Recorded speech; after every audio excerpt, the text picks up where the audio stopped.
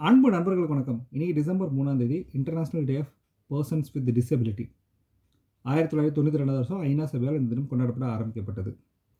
நாம் கவனிக்காமல் போகக்கூடிய உண்மை என்னென்னா 1.3 பில்லியன் மக்கள் இந்த மாற்றுத்திறனாளிகளாக இருக்காங்க. அதாவது 6ல் ஒருத்தவங்க. இதில் வருத்தமான விஷயம் என்னென்னா 90% அவங்களுக்கு வேலைவாய்ப்பு மறுக்கப்படுது.